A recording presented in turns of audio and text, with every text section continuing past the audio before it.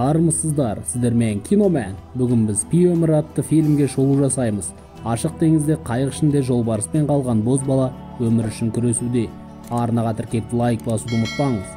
Сіздің қолдау мен үшін өте маңызды. Ал біз бастаймыз.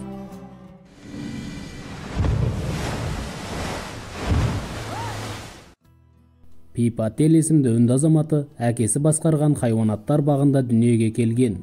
Отбасы дәл осы жерде тұрғандықтан анасына үйінде босануға тура келген. Ағасы кезінде ерекше француз бассейнде болғандықтан осындай ерекше есім қойылған. Ол шомылуды жақсы көргендіктен кез келген бассейнге түскен. Дәл сол париждік Писсин Малидор бассейні Пидің ағасына қатты ұнаған.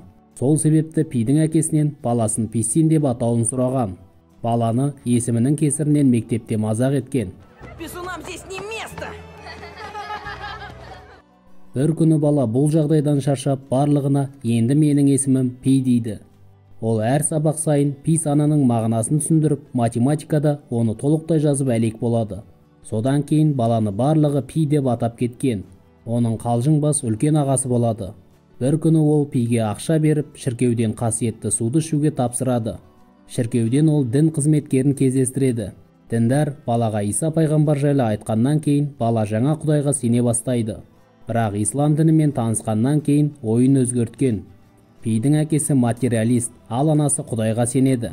Олардың әр қайсысы балаларына өздерінің дүние танымын үйреткілері келеді. Бірақ бала барлық құдайларға сенуін жалғастырады.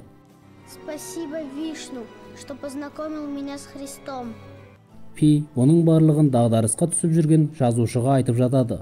Ол Пидің ағасымен жолыққанда, ағасы Пидің басынан өткен керемет оқиға бар деген. Сол себепті жазушы онымен жолығуға келген. Пидің оқиғасы әкесінің хайуанаттар бағына жаңадан әкелген жолбарыспен танысудан басталады. Жолбарысты Ричард Паркер деп атаған. Бұл есім қателікпен қойылған. Жыртқышты тасымалдайтын кезде жолбарыс есімінің орнына тасымалдайтын адамның есімін жазған. Солай жолбарыс Ричард Паркер атанып кеткен. Пи бозбала кезінде бауыры екеуі жолбарысты тамақтандыратын жерге кіріп кеткен. Бауыры қорқып қашып кеткенде Пи жолбарысты өз қолымен тамақтандырмақ болады. Бала етті ұсынған қолын торға сала бергенде әкесі келіп қалып баланы жыртқыштан алшақ алып кетеді. Ол баласын жолбарыс қолынды жұлып кетер еді деп ұрсады. Баласына жағдайдың қалай болатынын түсіндіру үшін ешкіні торға байлап қояды. Солай жолбарыс ешкіні демде жұлып кетеді. Содан кейін Пидің сеніміне күмән ұялай бастайды. Ол Ананди есімді қызды кездестіргенше өмірінің мәнін таба алмады. Пи қыз билейтін мектепте дауылпаз ұрушы болады.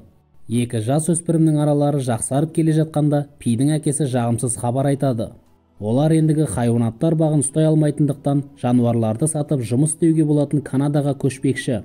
Жануарларды жапондық жүк таситын кемемен Канадаға апарып сатуды ұйғарады. Олар кемемен жүзіп келе жатқанда Паттель отбасы кеме аспазшысымен танысып үлгереді. Ол отбасын ет жеуге итермелеген жағымсыз ер адам. Пидің анасы әрі бауырлар секілді бас кейіпкер вегетариандық еді. Ал кеме аспазшысы оларға тағамды ет сұйықтығынсыз беруден бас тартқандықтан әкесі екеуінің арасында жанжал шыққан. Кейін бақытты буддиспін деп танысқан жігіт отбасына күрішті сұйықтықпен жегеннен ештеңе болмайды дейді. Бірақ отбасы оның ақылымен келіспейді. Пи түн жарымда толқынның шайқауымен найзағай даусынан оянады. Ол палубаға шығады. Сол сәтте дабыл қосылады. Матростар абдырап жоғары көтерілген. Пи астыңғы қабаттағы отбасына асығады. Ол жерді су басқан. Суда босап кеткен жыртқыштар жүзіп жүр. Кеме түбі тесіліп байыппен су астына батуда. Палубада Пиге құтқару киімін кигізіп, суға түсіргелі жатқан қайыққа түсірмек болады. Бірақ жігіт отбасынсыз кеткісі келмейді. Қайықта кеме аспазшысы, бақытты буддист пен тағы бір адам отыр. Кенет кемеден қайыққа қатты шошынған зебра секіреді. Қайықтан кеме аспазшысы мен ер адам құлап кетеді. Қайықта төмен құлайды. Пи судан адамды байқап оны құтқармақ болады. Бірақ жақындаған кезде оның жолбарыс Ричард Паркер екеніне көзі жетеді. Ричард Паркер? Нет! Нет! Толқын жолбарысты қайыққа шығарып жібергенде бас кейіпкерге суға секіруге тура келеді. Су астында қалған бас кейіпкер кеменің тегіс түбіне батып кеткенінің куәсі болады. Пи қайыққа оралады, бірақ ішіне кіруден қорқады. Солай ол дауыл басылғанша қайық тұмсығына жабысып келеді. Теңіз саябырсыған уақытта қолына шелекті алып қайықтағы суды сыртқа төгеді. Кенет шатыр астынан Гиена шығып жігітке жүгіреді. Бас кейіпкер жыртқыштан ескекпен қорғанады. Содан кейін тіпті қайық тұмсығынан қашуға тура келеді. Гиена тығылып қалғаннан кейін Пи маймылдың өздеріне жүзіп келе жатқанын көреді. Ол жануарға қайыққа шығуға көмектеседі. Пи дауыстап көмекке шақырамын деп Гиенаны оятып жібереді. Күн көзі батқаннан кейін Гиена жаралы зебраны өлтіреді.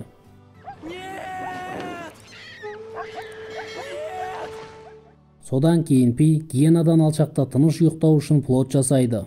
Сол уақытта жыртқыш шығып тағы да арпалысады. Маймыл оған қарсылық көрсетеді, бірақ ұзаққа емес. Гиена бірден есін жиып оның тамағына жабысады. Бұл жағдайдан кейін Пи батыл әрекетке барады. Ол пышағын шығарып жыртқышқа қарсы тұрғалы жатқанда шатыр астынан жолбарыс шығып Гиенаның көзін құртады. Пи Ричард Паркерден қашып плотқа секіреді.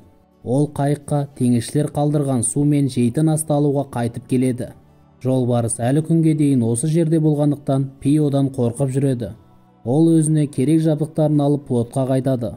Қайықта тірі қалуға арналған кітап пен қарандаш бар. Бас кейіпкер таза бетке хат жазып, біреу оны тауып алар деген үмітпен құтыға салып теңізге лақтырады. Содан кейін Пи тірі қалуға арналған нұсқауды оқиды. Бұл жерде жыртқышпен бір қайықта қалған кезде қалай өмір сүруге болатыны жазылған нұсқау бар. Пи нұсқауда айтылғанды бұлжытпай орындайды.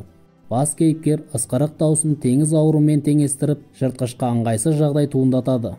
Өзінің аймағын белгілеп, іс-қимылын Ричард Паркерге түсіндірмек болады. Бірақ жолбарыс өзін үйретіп жатқанын түсінбей, Пиге қарай дәретін атып жібереді. Солай бас кейіпкерге қайықтан қашуға тура келеді. Ол суды өңдеуден өткізіп, Ричардты суғарады. Пи сақтаулы тағамды жеп, жолбарыс өзін жеп қоймас үшін балық аулайды. Бір күні жолбарыс өзі балық ауламақ болады. Ол суға секіріп, қайыққа қайта шыға алмай қалады. Сонда Пи жыртқыш қайыққа қайта шыға алу үшін баспалдақ жасайды. Солай Пи балық аулап үйренеді. Жолбарыс оны сүйсіне жейді. Тағамды сақтандыру үшін бас кейіпкер оларды плотқа тиейді. Бірақ түнде судан секірген кит плотты аударып жейтін асты теңіз түбіне жібереді. Олар Ричард Паркер екеуі аш қалғанда теңіз оларға ұшатын балықтарды сыйлайды.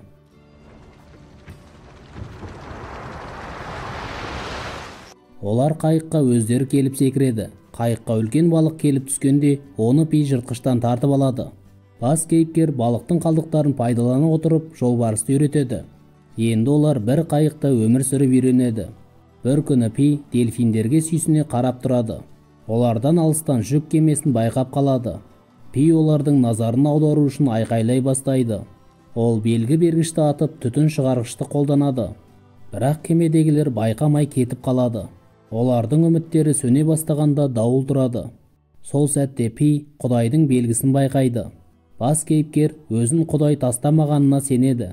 Сол кезде қайық мыңдаған сурикаттар мекендейтін жүзетін аралға келіп тіреледі. Бұл жерде жеуге болатын ас пен ауыз суы бар. Түнде барлық сурикаттар ағашқа шығып алады, ал Ричард Паркер қайыққа кетіп қалады. Пи не болып жатқанын бірден түсінбейді. Содан кейін ол адам тісі бар гүлді жұлады. Бұл жыртқыш арал болатын. Күндіз су ішуге болады, ал түнде балықтарды қорытатын қышқылға айналады. Ал тіс бұл жерге келіп пана тапқан адамдікі. Оны арал қорытып үлгерген. Пи бұл жерде ұзақ болуға болмайтынын түсініп, азық-түлікпен жолбарысын алып әрі қарай жүзіп кетеді. Бас кейіпкердің қайығы Мексика жағалауына келгенде ол өте қатты әлсіреп қалады. Ол көзсіз жағаға құлайды, ал Ричард Паркер құмға секіріп түсіп, артына қарамастан орманға кіріп кетеді. Пи өзімен жолбарыс қоштаспағанына қатты қапаланады. Ал өзін жергілікті тұрғындар тауып алады. Жазушы бұл керемет оқиғаға сене алмайды. Пи оған бұл жағдайға сенбеген жалғыз адам емессің дейді. Сақтандыру компаниясының адамдары да бұндай оқиғаға сенбей шындығын айтуын сұраған. Сонда Пи оларға басқа оқиғаны айтып берген. Қайықта 4 адам болған. Өзі, кеме аспазшысы, аяғы сынған бақытты буддист және бас кейіпкердің анасы. Алдымен кеме аспазшысы буддистің алған жарақаттарынан қаза тапқанын күткен. Содан кейін оның етін жеген. Пи тасбақаны ұстай алмағанда аспазшы оған ашуланып өлтірмек болған. Сол сәтте Пидің анасы оны қорғап қалған. Содан кейін аспазшы әйелді өлтіріп теңізге тастай салған. Бұндайды көтер алмаған Пи аспазшыны өлтіріп қалған уақытта теңізде қаңғырып жүрген. Аспазшыға буддистпен не істесе, өзіне де соны істеген. Аспазшы өте қатыгез адам болған, ең ауыры Пидің ең жаман жағын оятқан. Сол жағдайда ішіндегі жолбарыс оянып, өмір бақи онымен өмір сүруді үйренген. Жазушыға екі оқиғаны айтқаннан кейін Пи өзіңе ұнағанын таңда дейді. Жазушы жолбарыспен болған оқиғаны таңдайды. Және бұл басқа оқиғаға қарағанда ойдан шыққаны маңызды емес. Пи бұл оқиғаны оған жаңа кітапқа деп сыйға береді. Әңгіме біткеннен кейін үйіне әйелі келеді. Оның ұлы мен қызы бар, әрі ол өте бақытты. Бірақ Пи дәл сол жолбарыспен шексіз теңізде өткен уақытты әлі ұмытқан емес. Арнаға тіркеліп лайк басып комментарий қалдыруды ұмытпаңыз. Сіздермен Киномен.